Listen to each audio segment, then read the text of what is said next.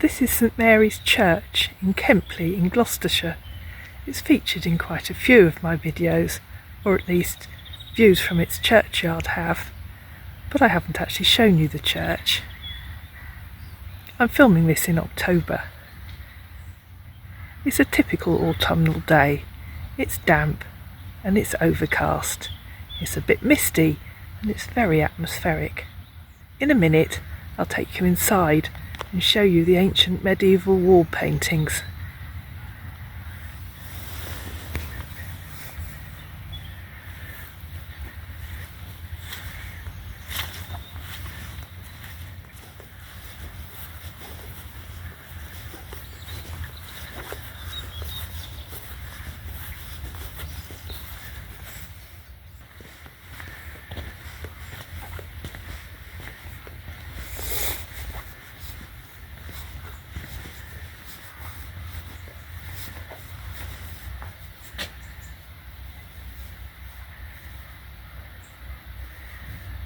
You can imagine the congregation a few hundred years ago sitting outside here, waiting for the vicar to open the church for them.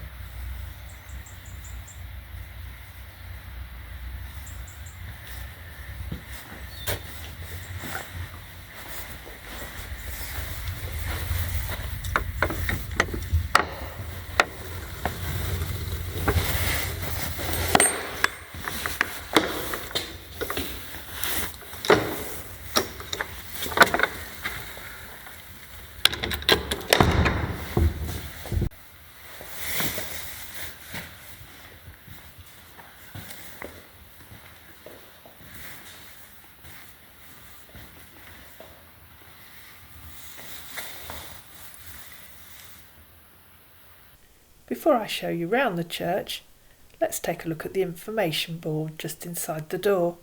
It tells me that St Mary's was built in around 1130, that makes it almost 900 years old, and that it's an extraordinary survival from the Norman world. St Mary's, it tells us, probably replaced an earlier Saxon church on this site and retains a simple Saxon layout with a rectangular chancel and an aisleless nave. The tower, which sadly I can't show you the inside of because it's currently closed, blocking the church's west entrance, was added around 1276 during Edward I's wars in Wales. The timber-framed porch, which we looked at as we arrived, dates to the 14th century. The wall paintings were discovered in 1872, hidden behind layers of whitewash. They're among the most complete 12th century religious paintings ever found in England and are of international significance, and they really are worth a visit if you find yourself in North Gloucestershire. Let's take a look at that layout and the dates when most of it was built. The main part of the church, outlined in pink here, was built in the 12th century, and the tower was added in the 13th century. There are a few later additions and alterations, but the main part of the church remains as it was when it was built in around 1130.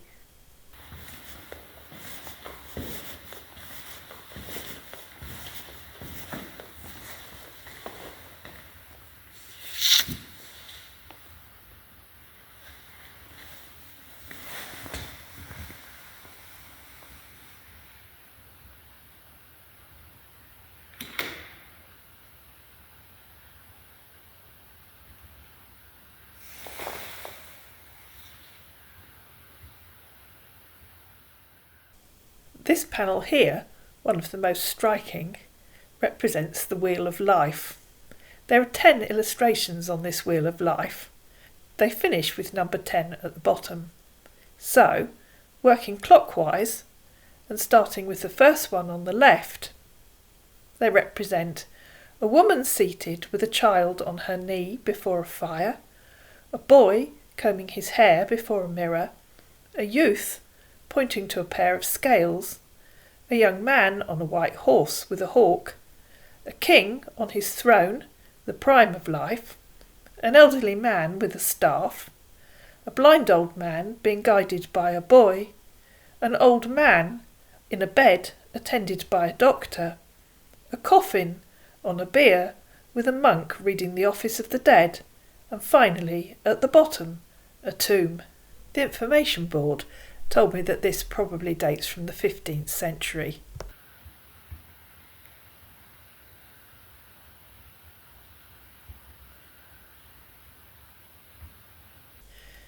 There are two paintings in the window beside the Wheel of Life. The one on the left represents St. Anthony of Egypt, holding a book in his left hand and a staff in his right. The one on the right-hand side shows St. Michael holding a sword behind his head, weighing souls at the Last Judgment.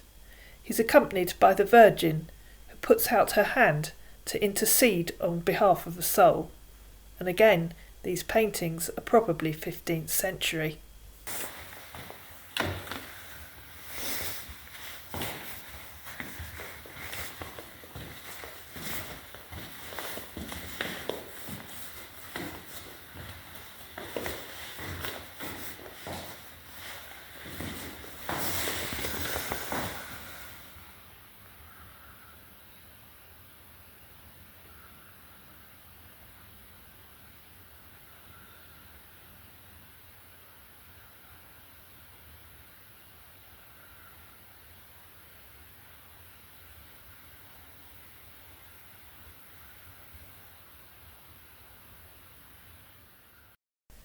Let's just take a closer look at the painting in this window alcove. I've always loved it. Somehow it gives that window incredible depth.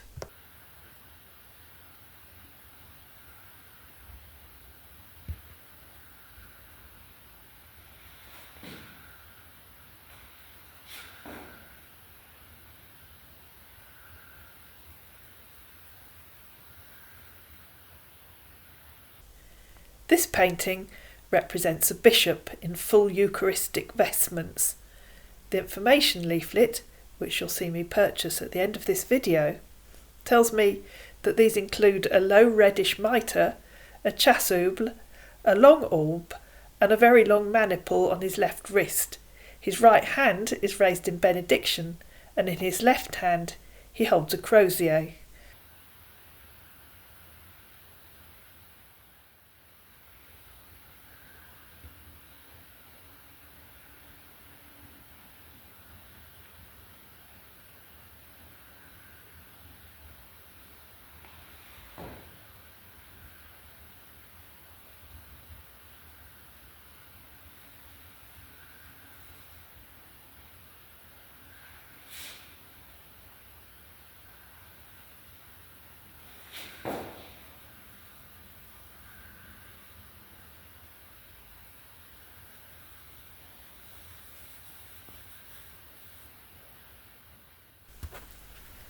You're now looking at the chancel ceiling.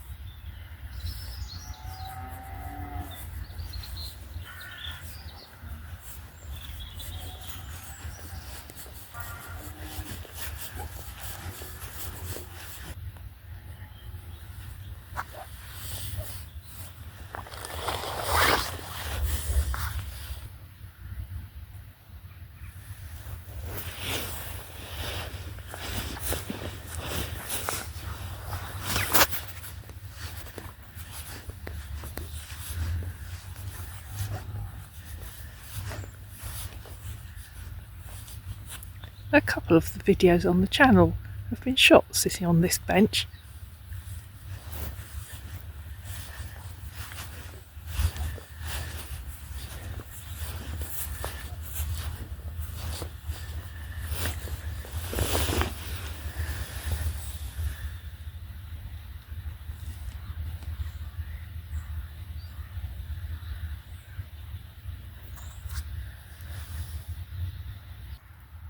Maybe in March I'll bring you back when the churchyard is full of wild daffodils. But today it's overcast and autumnal.